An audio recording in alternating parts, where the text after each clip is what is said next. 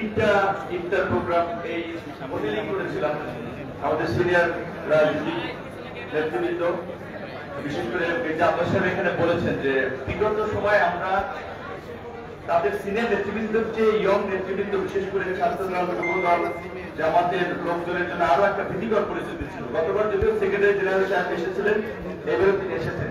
আমরা সবাই একটা আশঙ্কার মধ্যে, প্রথমত ফল পাওয়া নিয়ে দেখা যাচ্ছে আগের দিন কনফার্ম করেছে যে আপনারা এখানে পড়তে পারবেন, তো এইবার ওই জটিলতায় পড়তে হয় নাই এবং নিচে টিভির কোনো রেডি নাই, কারো ওই আতঙ্ক নাই। আমরা এই প্রাতিবাদ মুক্ত বাংলাদেশে প্রথমবারের মতো স্বস্তির একটা নিঃশ্বাস ফেলে আমরা একটা শান্তিপূর্ণ ইফতার আজকে সমবেত হয়েছি। সেজন্য আল্লাহর কাছে শুকরিয়া আদায় করি যে আল্লাহ আমাদেরকে এই মুক্তির ব্যবস্থা করে দিয়েছে। আমরা আজকে শ্রদ্ধার সাথে স্মরণ করি এই গণ অভ্যুত্থানের নিহত সকল শহীদদের।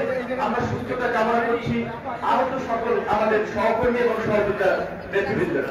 আমরা জানেন যে বাংলাদেশের অত্যন্ত একটা সংকটকালীন সময়ে, যেখানে তরুণদের বড় একটা অংশ রাজনৈতিক বিমুখ ছিল, সেই সময় কিন্তু আমরা 2018 সালে কোটা সংস্কার আন্দোলন এবং নিরাপদ সড়ক আন্দোলন এর মধ্যে দিয়ে তরুণদেরকে কিছুটা রাজনৈতিক ভাবে একটা সচেতনতার দিকে নিয়ে আসতে সক্ষম হয়েছিল, যার ফলে একটা ধারাবাহিক ছাত্র এবং তরুণদের আন্দোলন এবং রাজনৈতিক আন্দোলন সকলের সম্মিলিত প্রচেষ্টায় আমরা প্রাতিবাদ সর্বশেষ আব্বাস সাহেব যেটা বলেছেন এটাই আসলে বাস্তবতা, যে আমরা এখানে সব রাজনৈতিক দল মত পথের ভিন্নতা থাকা সত্ত্বেও যেমন একই টেবিলে আমরা বসে ইফতার করছি, আমরা এখানে সমবেত হয়েছি। আগামীর বাংলাদেশে যেন আমরা একইভাবে বিনির্মাণ করতে পারি, একসাথে কাঁধে কাঁধ মিলিয়ে চলতে পারি, আমাদের সেই চিন্তা করা উচিত। আজকের এই রাষ্ট্র সংস্কারের যে আমরা আলোচনা করছি বা রাষ্ট্র সংস্কারের যে আওয়াজ উঠছে, রাষ্ট্র সংস্কারের অংশ হিসেবে বাংলাদেশের গণতান্ত্রিক উত্তরণ জরুরি। গণতান্ত্রিক উত্তরণে একটা নির্বাচন এই মুহূর্তে খুবই অতীব জরুরি হয়ে পড়েছে। নির্বাচন নিয়ে নানান ধরনের সংকট এবং শঙ্কা তৈরি হয়েছে।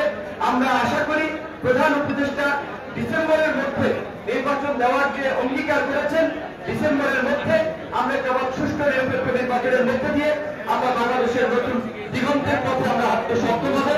এই মুহূর্তে যদি আমাদের ইফতারের সময় ঘনিয়ে আসছে, আমরা দোয়া করার জন্য আমাদের গণমাত্র হালিম ভাইকে আহ্বান জানাচ্ছি। অ্যাসিস্ট্যান্ট সেক্রেটারি জেনারেল এবং যারা এখানে দাঁড়িয়ে আছেন তারা বাহিরে আমাদের কিন্তু আরো ব্যবস্থা